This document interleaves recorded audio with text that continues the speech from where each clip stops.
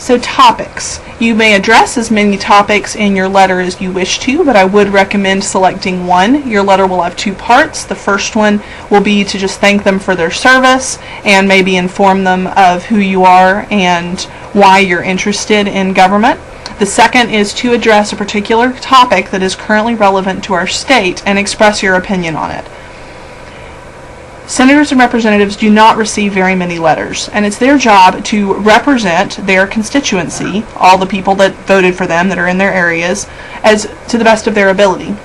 And they basically assume that if you wrote a letter about something, then at least 200 other people hold that same opinion. So this is a big deal. It's a big deal for them to get a letter on a subject. These letters really do have weight with your senators and representatives. So I've come up with several topics that you might be able to write about. You'll need to do some research on them and be informed so you can present an informed decision as to why you think that your senator and representative should do whatever you're suggesting. But here are some issues that you can look up some research on. The first one is vaccines. This is a really big issue in the news right now. And two issues that may be coming up are, number one, should states require vaccines? Should states say, beyond a shadow of a doubt, you have to do this or you have broken the law?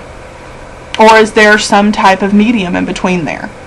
Or number two, can doctors refuse to treat non-vaccinated patients, which many of them do at the moment? They are not required to treat non-vaccinated patients, and so they can make that decision.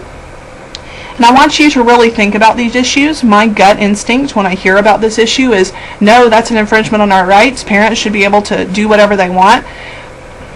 And I want you to really think about both sides of an issue when you make your decision on how you're going to present your opinion to your senator and representative. One issue with vaccines is that there are children who, because they have very low immune systems, they're on chemotherapy, reasons like that, cannot take vaccines. And so even if their parents want to protect them in this way, they can't. And so in the past, they've been overall protected by what's called herd immunity, meaning that all the people around them are vaccinated, so they're never exposed to it. So these parents feel very vehemently, often, that others should vaccinate their children in order to protect their kid who can't have vaccines. You also might think about some mediums. A lot of states do already require vaccines. They require them for kids to go to school, and a few states even just require them right out. And then some states don't require them at all. It's completely at the discretion of the parent. And then some states have a medium. Like, they require you to go to the courthouse and get a form and just fill it out and say, I don't want to do vaccines. And you can say personal reasons, you can say religious reasons. The reason doesn't matter. No one censors your reason. All this does is keep people who are just lazy from not getting vaccines. So what might you recommend about vaccines to your senator or representative? Yes, everyone should be vaccinated. No, it should be completely up to the parents, or maybe something in the middle. Now, on this issue of doctors refusing to treat non-vaccinated patients, do think about this from the doctor's point of view. If this is precedent is set of the government telling doctors they have to do something, what else might the government try to tell small business owners they can do? For example, you have a photography business. Do you have to oversee a gay wedding?